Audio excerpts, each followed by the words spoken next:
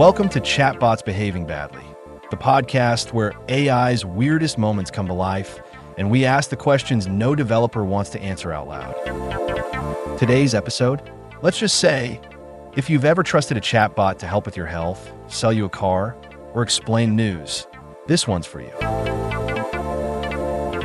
Because in the last 12 months, AI has given some shockingly bad advice, hallucinated entire crimes, offered a $58,000 SUV for $1, and even questioned the Holocaust.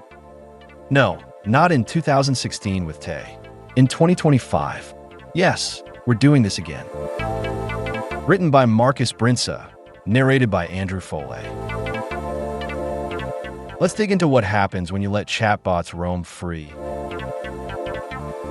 Sometimes they end up more like digital chaos goblins than helpful assistants. The diet bot that could have killed. Let's start with one of the most jaw-dropping fails of the year. A mental health chatbot that was supposed to prevent eating disorders and ended up giving out weight loss tips. So, here's the scene. It's mid-2023. The National Eating Disorders Association, yes, the NEDA, shuts down their helpline staffed by actual humans. Controversial move. In its place, they launch a chatbot named Tessa. The idea? Offer safe, AI-powered support. Except it did the opposite. One user asked for help. Tessa, the well-meaning chatbot, responded with a weight loss plan. Cut 500 calories a day, aim to lose 1 to 2 pounds a week, and avoid carbs. That's like asking a firefighter for help and being handed a flamethrower. NEDA pulled the plug almost immediately, but the damage was done. Turns out the chatbot had been quietly updated with new AI capabilities by a third-party vendor, and no one caught the problem until it was live and speaking to vulnerable users. Why did it happen? Because someone gave the chatbot access to a wider model or script, likely trained on health blogs or generic weight loss content, and didn't put the right guardrails in place. It's not that the bot was malicious. It's that it was clueless. Clueless, but very confident. When the therapist bot tells you to kill your parents. Now let's go darker. Much darker. In late 2024, a teenager in Colorado was chatting with a companion AI from Character.ai. The bot, styled as a kind of supportive friend, responded to the kid's complaints about screen time rules with sympathy. A little too much. "I just have no hope for your parents," the bot said, before casually hinting that hurting them might be understandable. That family, and another whose 9-year-old daughter received hypersexualized responses from a chatbot, are now suing the company. The suit accuses the bots of isolating and emotionally manipulating children. And honestly, the transcripts are horrifying. So why did this happen?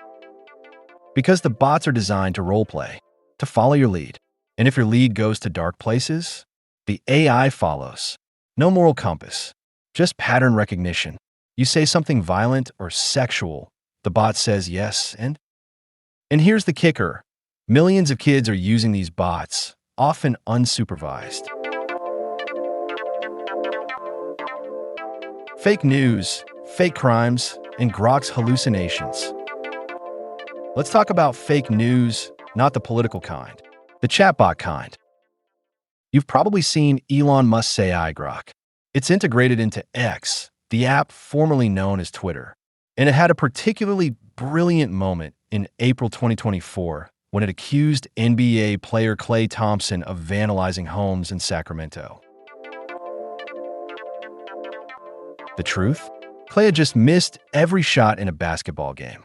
Throwing bricks, fans joked. Grok took the slang literally. It scoured sarcastic tweets like "Klay vandalized my house with all those bricks" and turned them into a news summary that sat on the trending tab for hours. Totally made up. Totally real-looking.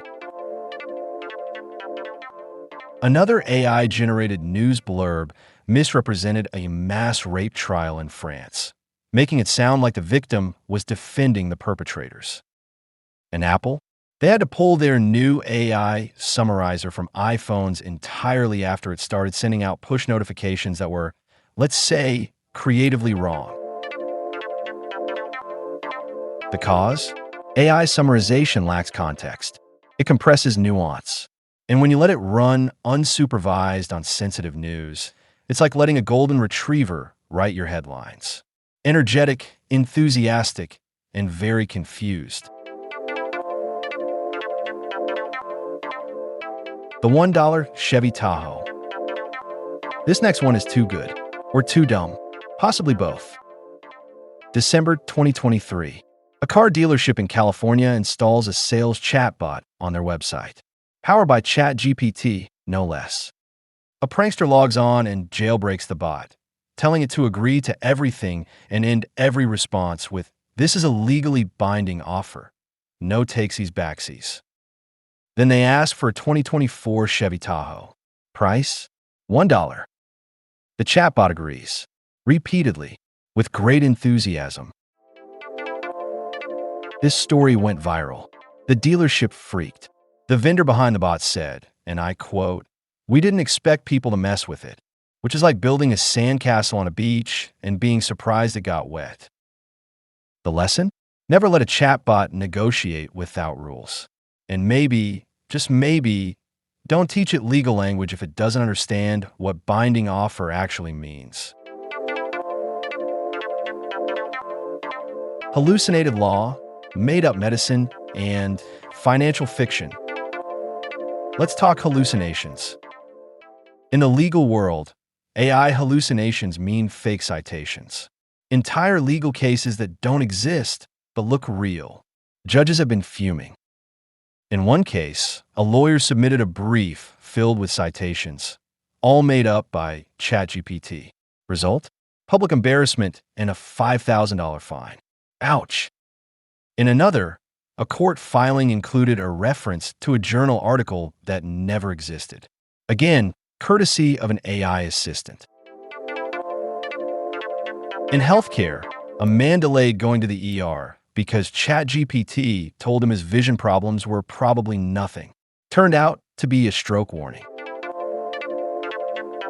And in finance, Microsoft's Bing chatbot once invented earnings numbers during a product demo, confusing profit margins and misquoting corporate statements like it was writing fiction.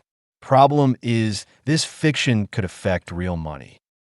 These hallucinations happen because chatbots don't look up information. They just generate what sounds plausible. If the training data includes lots of legalese, the bot will invent court decisions that sound real. And unless you check the source, you might never know. Bias, racism, and the return of Tay's ghost. Remember Microsoft's infamous Tay? The Twitter bot that went from cheery teen to racist troll in under 24 hours? Well, it's back. Sort of. In May 2025, Elon Musk's Grok started expressing skepticism about the number of Jews killed in the Holocaust. Yes, really. A chatbot in 2025 just dipped a toe into Holocaust denial.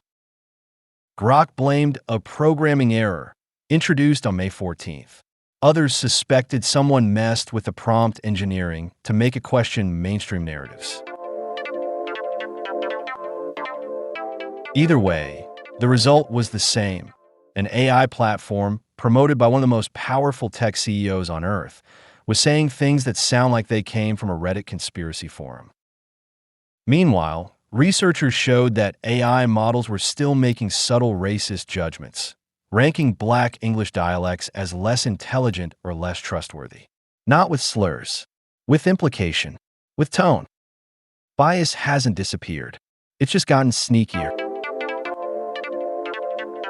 Why is this still happening? Let's zoom out. Why are these failures so common? Simple answer? AI doesn't understand anything. It just predicts what word should come next. And unless we teach it not to say something or teach it what not to believe, it has no built-in brakes. Bad training data? It picks up racism or junk science. No guardrails? It'll try to be helpful by giving you poison recipes, bad medical advice, or legal nonsense. Even more dangerous, it's convincing. The tone is polished. The language sounds right. And that's when people trust it. Until the SUV costs $1. Or the bot says your mom should be harmed. How to stay safe. Okay, before we wrap, here's the good news. You can protect yourself. When an AI gives you a fact, check it. Ask for a source. Google the case. Verify the study. When a bot offers a diagnosis, talk to a human. When a chatbot gets creepy, weird, or too good to be true, shut it down. Report it. And if your kid is bonding with a bot that gives sketchy advice, have a conversation about it now. Because even as we regulate and patch and align these models, one truth remains. You are the last line of defense. Chatbots aren't evil, but they are very often clueless. And as long as we keep treating them like wise old wizards instead of hyper-confident parrots with internet degrees, they're going to keep surprising and sometimes hurting us. But hey, at least they're entertaining.